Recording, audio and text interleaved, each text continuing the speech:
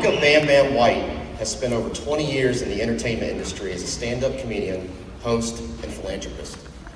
He has performed in 4 countries and over 80 U.S. cities in 30 states. White is also the founder of RVA Has Talent, which creates collaborations between local artists and nonprofits in the greater Richmond community. From that, he's developed an initiative that allows inmates at the Richmond City Jail to hone creative abilities and equips them for tools for gainful employment after incarceration. Through his various efforts, White's mission is simple: to use comedy and entertainment to find common ground by bridging racial, religious, socioeconomic, and generational gaps. It is my pleasure to introduce Micah White.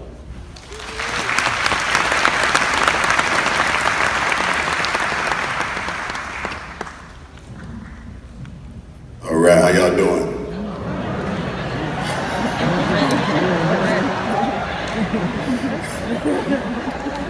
I'm gonna start off a little bit different than everybody else, if y'all don't mind, just for a moment, and for those that would not be disrespected by it, can we please pray? Dear gracious Father, I come to you right now, thanking you for the many blessings you bestowed upon me. At this moment, you have chosen me as a vessel to be a speaker for you, through me, to the people that you have chosen to listen. As I use these words, let the meditation of my heart, the words come out of my mouth, be great in your sight, and let me become less of me and more of you, so that you will get all the glory. These and many other blessings I ask in your holy name, amen.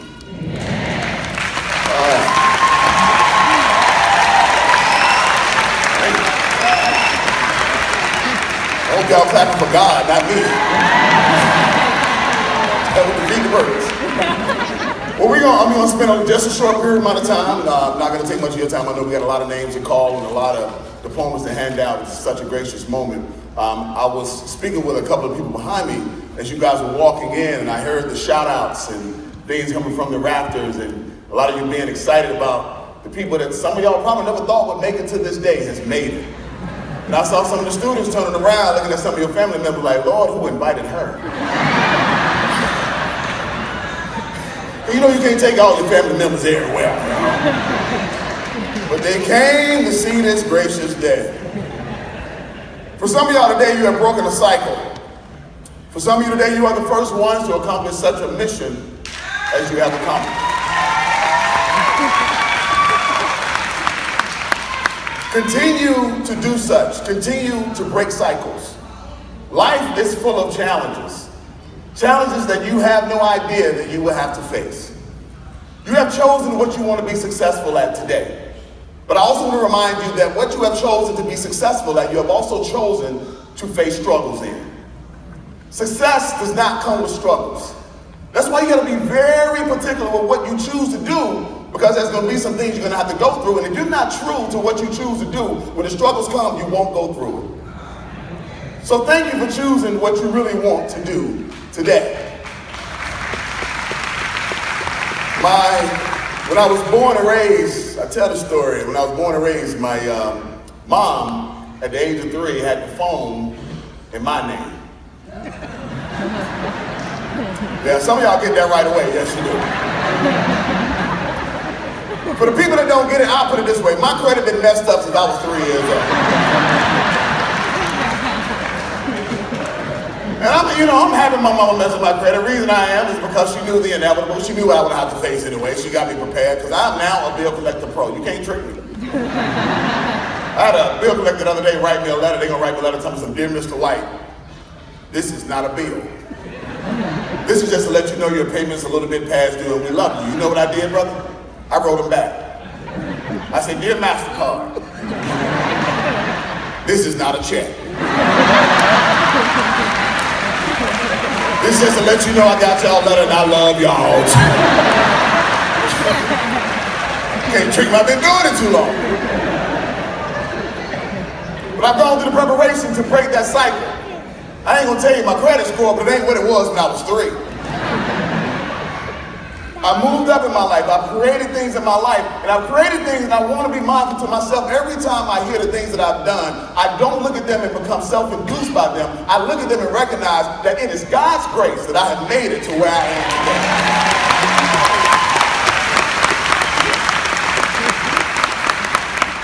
Because God knows I done done a lot of things to try to mess it up. And you will too. You're going to face some struggles, man. You're going to go through some stuff. Believe, believe, and believe. Believe as much as you can believe. The reason you made it today was because you believed, or you had a hint of belief, and somebody else believed in you. Believe, believe. Some of you have kids. Your kids are going to tell you some of the things that they want to do in their life. When they tell you something that's going to help people and not hurt others or themselves, and they can do it forever, push them through that door, even if you don't understand. Because when there's something inside of you that you truly desire to do, God put it there. And he's going to be the one that's going to help you manifest that which is already inside of you. Do not kill that dream. The top 2 dream killers, and it's in a book I was reading. The top 2 dream killers are teachers and parents. Top 2, yes, the top 2 dream killers are teachers and parents. Here's why. Elementary and public school and all the undergrad school system from K to 12 grade system, they are taught to teach you a system. And that's okay because the system is so important that you learn. The thing about undergrad education is the fact that you learn how to learn. And by learning how to learn, when you choose to learn what you want to learn, you know how to do it. The next reason that parents kill dreams is because when you tell your daughter or son tell you something that you want to do, that they want to do, and you don't understand it, you don't want to leave them out there by themselves without being able to protect them. So it's not that you're killing the dream because you don't think that they got it in them. It's because you don't know how to help them go through the process. But once again, remember, God put it there, so they there for you to help. Just pray for them and let them go through the process. My niece came to me the other day, and she's a big dreamer. She's about 10 years old. She came to me the other day. She said, Uncle Micah. I said, yeah, baby. She said, I got something we can do to help people on earth get another level of credit. I said, oh, I want to hear this. She said, Uncle Micah, Neil Armstrong, the first gentleman to go to the moon. I said, yep, that's what they say, baby, that's what they say. She said, I got something we can do to top that. We ought to send somebody to the sun.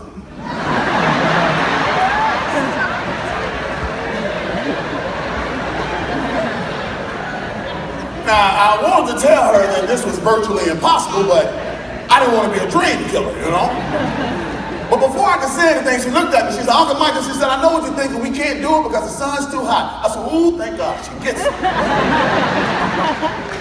She said, that's why we going to send them at night.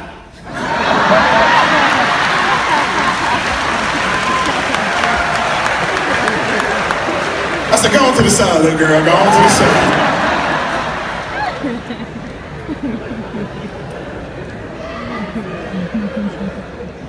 And I want to leave you with this and I'll get out your way. And if there's anything that I say, these last few words or statements, I really want you to hold on to.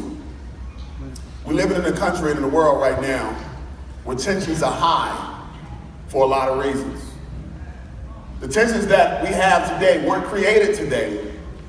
They're just being pushed further forward in this moment. Have we moved forward in this country? Absolutely we have. Are things the way they were back in the past? No, things are better. But we still got a long way to go. And there's only one thing that's going to bring us through, and that is absolute love. Let love be the sponsoring source of everything you do in your life. Because how you feel is one of the most important things. As you guys were pointing at your parents, I told one of the young ladies behind me, I said, families really probably don't have these moments like this a lot in their life. The reason how you feel is so important because how you feel creates what you think. What you think creates what you do. What you do creates your habits. Your habits creates your character, and your character creates your destiny, but it starts with how you feel.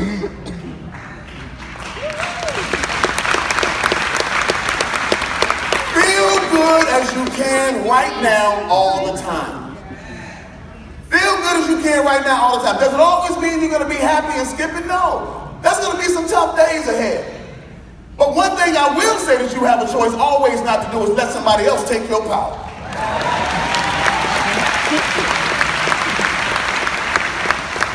Me as a black man in this country, of course, is racism prevalent in my life? Yeah, because racism is prevalent in this world. But I'd be doggone if racism or a racist person can have any power over my life. Have I ever been challenged with racism? Absolutely. But we all have a higher conscience inside of us. And if we retaliate within something that somebody gives to us, we will never be able to wake up the higher conscience in somebody else. So what do I mean by that? I've been called the operative N-word before, yes I have. And when the dude called me that, I turned around, I looked at him, and I bust out laughing.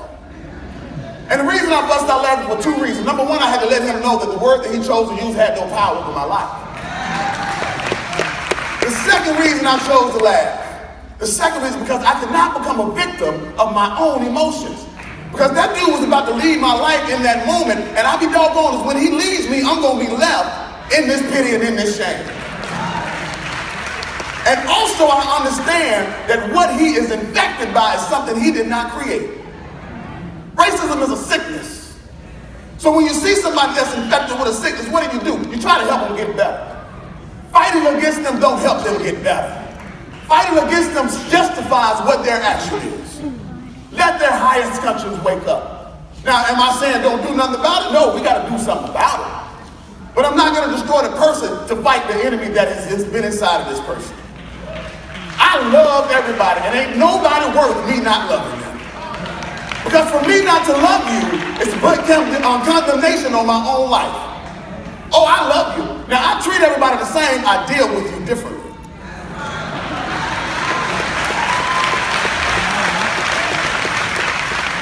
How I treat you is up to me.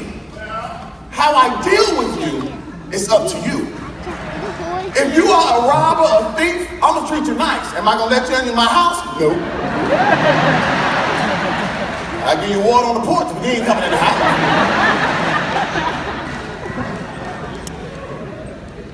So go, love, create. Use this what you have accomplished for the good of yourself, but more importantly for everyone else. The best thing you can do for yourself is to do for others. The best thing you can do for yourself is to live out your life that when you're dead and gone, that which you have created continues to live. And I'll leave you with a joke. Last week I had to speak at a baccalaureate and the young man picked the joke work. So I'll do work. I'll do that joke again. Here we go. That was just so we could differentiate between the three guys. We'll say there was a black young man and a white young man and a Latino young man sitting at lunch one day. And the white gentleman opened up his lunchbox. In his lunchbox he had a salami sandwich. And he said, man, if my wife put another salami sandwich in my lunchbox, I just might kill myself. It was that serious. So the Latino brother opened up his lunchbox. He looked in the lunchbox. He had a ham sandwich. He said, man, if my wife put another ham sandwich in my lunchbox, I just might kill myself. It was that serious. So the black dude opened up his lunchbox. He had a turkey sandwich. He said, man, if I get another turkey sandwich in my lunchbox, I just might kill myself. Fast forward 2 weeks later, we're at the firm. They had the firm the same day, same time, same church. So the white wife, she walked in, she was hurt, destroyed. She said, oh my God, Jenny, I didn't know you didn't like salami. You should have said something. You should have heard. The Latino wife, she walked in, she was hurt, destroyed. She said, oh, papi,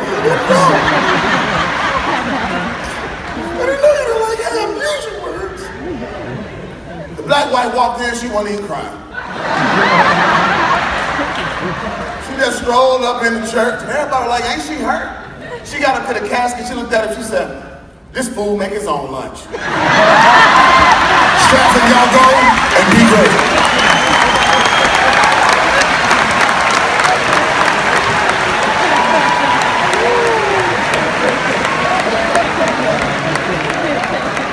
Micah, Bam-Bamm, thank you.